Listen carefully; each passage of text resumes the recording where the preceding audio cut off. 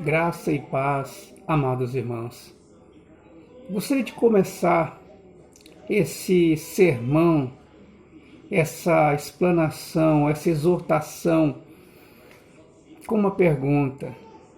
Será que pode acontecer algo, por menor que seja, ou por mais catastrófico que seja, sem a permissão de Deus? Deus estando alheio à situação? Jamais. Ele é o Criador dos céus, da terra e tudo que nela existe. Aleluia. Nada foge aos olhos do Senhor. Aliás, em 2 Crônica 16, diz que os olhos do Senhor passam por toda a terra para se mostrar forte para com aqueles cujo coração é totalmente dele.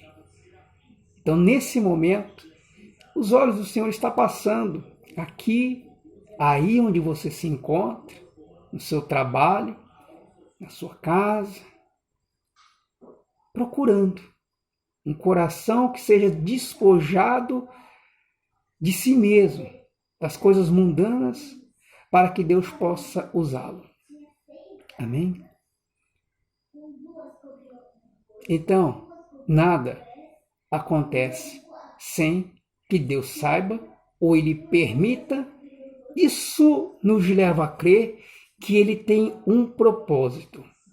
Eu estou querendo falar do Covid-19, mais conhecido como coronavírus, que é o assunto do momento, é a coqueluche, ou seja, não se fala em outra coisa a não ser esse problema, que está tirando o sono de muitas pessoas, que está desempregando muitas pessoas, que está levando ao desespero, à aflição de muitas pessoas, por conta da pandemia, ou seja, uma epidemia fora de controle, por conta de lojas fechadas, por conta de pessoas que perderam seus empregos.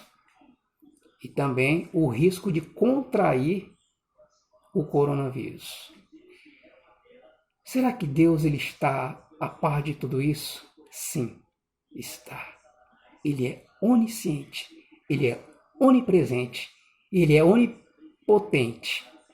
Deus, ele pode muito bem ter permitido a criação desse vírus, seja na China, Estados Unidos, seja no Irã, seja na Itália, não importa onde. Mas ele usa pessoas, assim como usou Faraó, assim como usou tantos outros, para cumprir seus propósitos. E acredito que com o coronavírus não foi diferente. Quando que Deus ele cumpre seus propósitos dessa maneira, levando a óbitos, levando a aflição, desespero, angústia? Por muitas vezes. Se você é um leitor assíduo, examinador das Escrituras, principalmente em Juízes, no livro de Juízes, você verá que sempre quando o povo ele se afasta de Deus, o povo começa a idolatrar, né? Idolatrar é você prestar adoração, culto, àquele que não é Deus, Criador. Pode ser a esposa, pode ser o marido, pode ser o filho, pode ser o carro, um terreno, enfim, que não seja Deus. Então eu estou idolatrando. Então quando o povo se desviava dos caminhos do Senhor, idolatrando deuses, ou adulterando contra Deus, adulterar é uma forma de ser infiel a Deus, de não prestar culto a Deus. Então Deus tinha que levantar inimigos para que o povo se arrependesse. Hoje não é diferente. Eu estava conversando com a minha filha de 8 anos, agora há pouco. Então eu estava explicando para ela a questão do coronavírus, dessas mortes.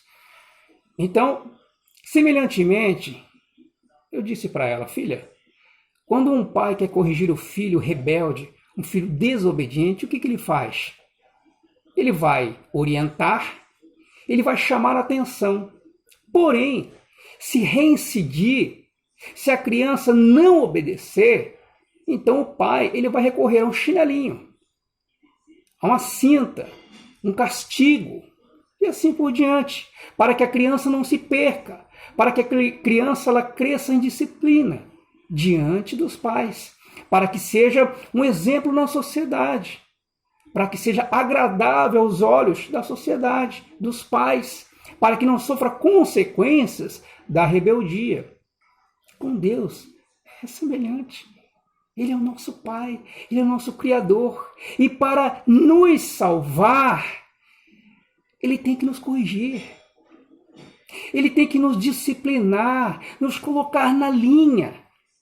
Deus, Ele não vai chegar puxando a orelha, Ele não vai chegar com um chinelo, uma cinta, mas Ele vai permitir um sofrimento na carne, um sofrimento na alma.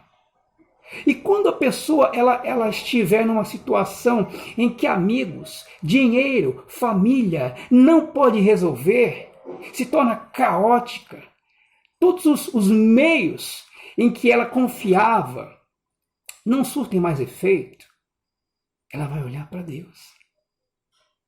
Ela vai se esvaziar, ela vai amolecer o seu coração e vai olhar para Deus. Pelo menos é o que Deus espera, é o que o Pai espera do Filho, para que possa salvá-lo, ainda que custe o sacrifício de algumas almas. Porque essas almas, digamos que já morreram por conta do coronavírus, tiveram tempo de se arrepender.